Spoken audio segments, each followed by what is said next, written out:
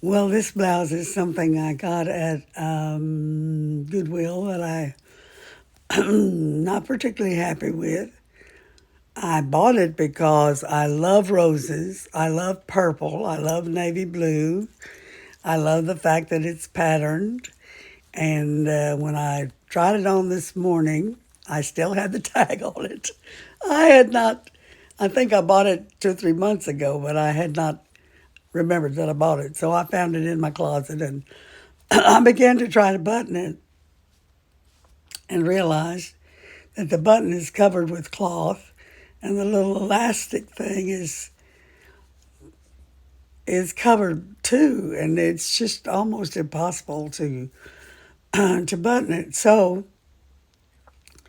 I remember when I was in Ripley and I'd go to Bellevue, and some Sundays I would go unbuttoned in the back and I would run into the choir room, uh, the choir closet, I guess it's called, where you put on your robe, and ask some girl to finish buttoning me up because when you're single, there's just some things you can't do well. And I have several pairs of shoes that I have been unable to buckle, partly because the buckle is tiny and the strap is tiny and it's, down at my feet. And I finally realized that I could, put it in the very last little notch and squinch my foot down very far first and then slip it up over my ankle. So I'm learning. It takes a while, but there's some things in life that are just not worth it. And buttoning this blouse is not worth it. It's too much trouble. And so I will wear it.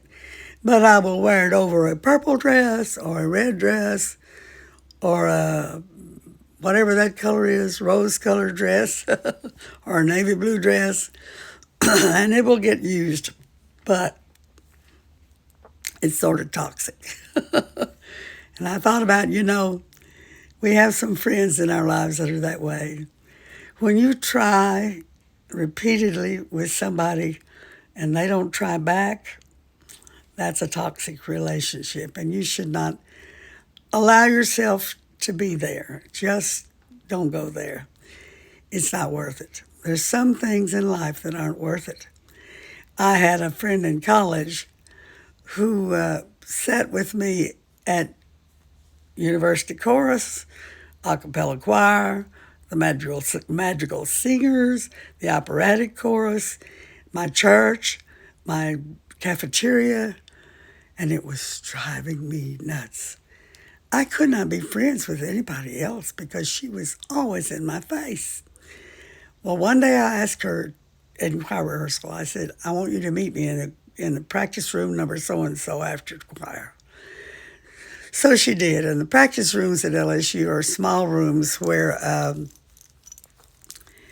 there is a window for outside, and then there is a door with a window that has a shade that you can pull down, and you can lock the door. So you can literally practice in private. And so she met me there, and I closed the door, pulled down the shade, and locked the door and backed up against it. And she looked like, and I said, I cannot have another friend. I have been a freshman now for several months, and I have not been able to make any friends because you are my friend. You are in my face. It feels like 24/7, and I know it's not. You're not in my dorm, but you are constantly there to cover me. If somebody asks me a question, you answer it. It's just too much. You have got to leave me alone. I need to be able to make other friends, and you're making it impossible. I want you to leave me alone. I don't disrespect you. I don't dislike you. I'm not trying to be ugly. I just want to be free. Okay? She said, okay. And she was that way.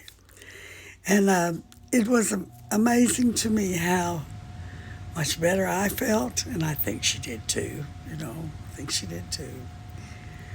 There's some things in your life you need to put aside, and some friends, unfortunately, some friends you need to put aside. And God will bless you for priorities. Have priorities. In the Bible it says that, I believe Jesus said to the disciples, if you go to a place and they don't respond to you, just knock the dust off your feet and go someplace else. And that's the way it needs to be sometimes. And you'll know when that is. God bless you today.